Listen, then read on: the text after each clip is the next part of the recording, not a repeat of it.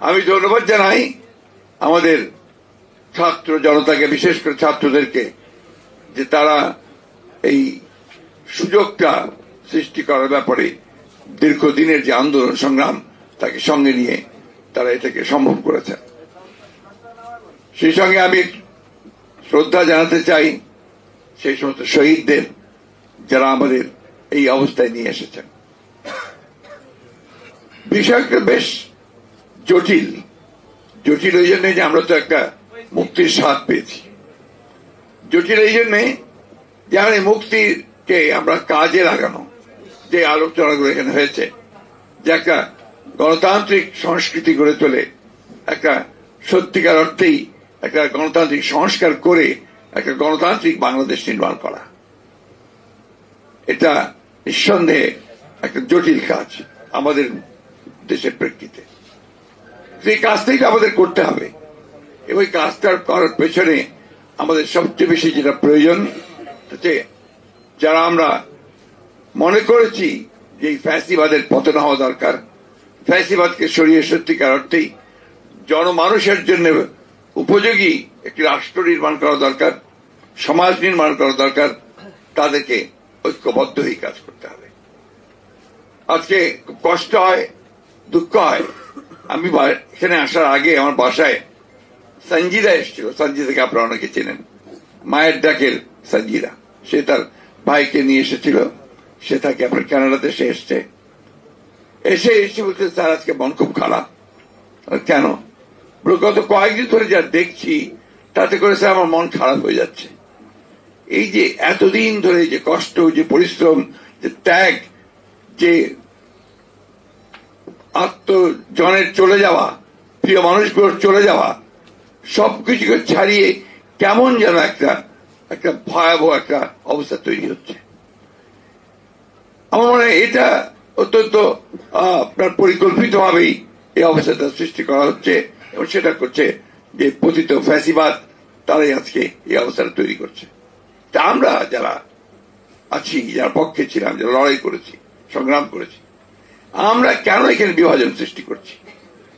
আজকে বিভিন্ন জায়গায় বিভিন্ন কথা শুনলে রীতিমতো ভয় হয় যে আজকে আমরা এই সব এখনই এটাকে আমরা পুরো আন্দোলনকে একটা ভিন্ন দিকে নেওয়ার চেষ্টা করছি। আমার কাছে যেটা মনে হয় আমি সেটাই বলছি খুব স্পষ্ট। আমাদের তো লক্ষ্য এখন একটাই হওয়া উচিত। সে লক্ষ্যটা হচ্ছে আমরা একটা সত্যিকার অর্থে গণতান্ত্রিক রাষ্ট্র নির্মাণের জন্য যে সংস্কারগুলো প্রয়োজন, সেই সংস্কারগুলো ন্যূনতম করে আমরা একটা সেই ধরনের একটা রাষ্ট্র গঠন করার জন্য একটা নির্বাচন করে একটা পার্লামেন্টে যাই। অনেকেই বলছেন যে নির্বাচনই তো আপনার গণতন্ত্র নয়। অবশ্যই নয়, কিন্তু তার জন্য তো আপনাকে একটা প্রক্রিয়া লাগবে। সেই প্রক্রিয়ার মধ্যে যদি আমরা না যাই, তাতে আমরা সেই জায়গায় পৌঁছতে পারবো না। আমরা এই জন্যই, আমি খুব মোটা দাগে যেটা বুঝি সেই কথাটা বলছি, যে আমাদের মনে হয় যে আমাদের সকলেরই এখন যেটা উচিত যে অনৈক্য সৃষ্টি না করে ঐক্যের মধ্য থেকে আমরা যে সুযোগটা সামনে পেয়েছি সেই সুযোগটাকে কাজে লাগিয়ে অন্তত আমরা কিছুটা হলেও সামনে এগিয়ে যাই। আজকে খুব দুর্ভাগ্য যে 53 বছর হয়ে গেছে, আমরা এখন পর্যন্ত একটা পিসফুল ট্রান্সফার অফ পাওয়ার এটাই আমরা করতে পারিনি। আমরা সবসময় যুদ্ধ করছি, লড়াই করছি, নিজেদেরকে ভাই ভাই রক্ত ঝরাচ্ছি, কিন্তু আমরা ওই পথে যাওয়ার জন্য কেউ সেইভাবে চেষ্টা করছি না। ফ্যাসিবাদ পরাজিত হয়েছে, ফ্যাসিবাদ যে কোনো সময় আবার ফিরে আসতে পারে, কারণ আমরা সেই রাস্তা যেন তৈরি করে না দিই। আজকে আমরা দুর্ভাগ্যজনক ভাবে এমন কতগুলো কাজ করছি যে কাজগুলোর মধ্য দিয়ে কিন্তু ফ্যাসিবাদের ফিরে আসার সম্ভাবনা অনেক বেড়ে গেছে। আমি তাই অনুরোধ করব, আজকে এখানে যে তোমরা লেখক সবাই উপস্থিত আছেন, কবিরা উপস্থিত আছেন, সাহিত্যিকেরা উপস্থিত আছেন, আমি মনে করি যে আপনাদের এখন দায়িত্ব অনেক বেড়েছে। আগে পারেননি তাই বলে এখন পারবেন না, এটার কোন অর্থ নেই। এখন আপনারা জনগণকে সঠিকভাবে তাদেরকে উদ্বুদ্ধ করুন, অনুপ্রাণিত করুন, এবং যে পথে আমরা যেতে চাই সেই পথে যেন এগিয়ে যেতে পারি। সবার মত যে এক হবে তা তো না, আমাদের ভিন্ন ভিন্ন মত থাকবে। এই সব মতগুলোকে নিয়েই আমাদেরকে একসাথে একটা সেই ধরনের একটা শত ফুল ফুটতে দিতে হবে, এবং সেখানে আমাদেরকে যেতে হবে। আমি বক্তব্য দীর্ঘ করবো না, কারণ আমার বক্তব্য দীর্ঘ করার অবকাশ নেই, সুযোগ নেই, যোগ্যতাও নেই। আমি শুধু এটুকু বুঝি যে আমাদের এখন সময় হয়েছে একসাথে ঐক্যবদ্ধ হয়ে আমাদেরকে সামনের দিকে এগিয়ে যাওয়ার, এবং সেই যাওয়াটা হচ্ছে একটা গণতান্ত্রিক লিবারেল ডেমোক্রেসির পথে এগিয়ে যাওয়ার। আমি অনেক এখানে আছেন, সব পণ্ডিত মানুষেরা আছেন, তারা অনেক বক্তব্য রেখেছেন। আমি সেই তর্ক বিতর্কে যাওয়ার যোগ্য নই।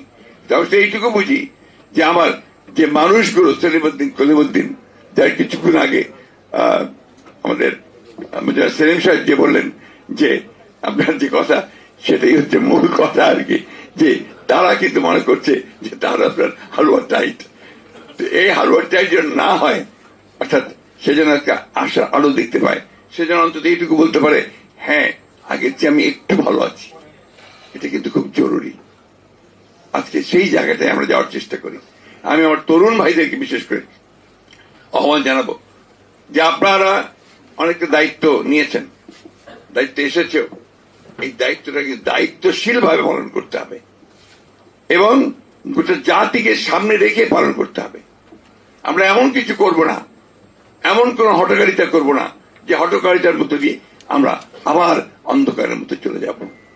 আজকে যখন আমার ভারতবর্ষের মিডিয়ার বিষয়গুলো দেখতে পাই, কাল রাতেই আমাকে কয়েকজন ফোন দিয়েছেন, তাদের একটাই মাত্র লক্ষ্য প্রশ্ন যে ইসকনের ব্যাপারে আপনারা কি করছেন। এই প্রশ্নটা অত্যন্ত একেবারেই আপনার উদ্দেশ্য প্রণোদিত একটা অবস্থা তারা তৈরি করতে চায়। সেই অবস্থা নিয়ে প্রথমবার ফেল করেছে, এখন আবার নতুন করে আবার সেই অবস্থা তৈরি করতে চায়। এটা আমাদেরকে সজাগ থাকতে হবে। আর আমরা সেখানে কোনো মতেই যেন আবার সেখানে আরো একটা বিভাজন সৃষ্টি না করি। এখন যেটা এই মুহূর্তে যেটা প্রয়োজন, সবাইকে শান্ত থেকে বিষয়গুলোকে অনুধাবন করে আমাদের ধীরে ধীরে এগিয়ে যাওয়া এবং সবাইকে সঙ্গে নিয়ে সামনের দিকে আগানো। এছাড়া আর কোনো পথ আছে বলে আমি অন্তত মনে করি না। মেবি আই এম রং, কিন্তু এটাই হচ্ছে আমার একমাত্র চিন্তা যে আমাদের অনলি থিং আমাদের পক্ষে এখন সম্ভব। আসুন আমরা সবাই একটা লক্ষ্যেই এগিয়ে যাই, সেটা আমরা একটা গণতান্ত্রিক সমাজ, একটা গণতান্ত্রিক রাষ্ট্র আমরা নির্মাণ করি।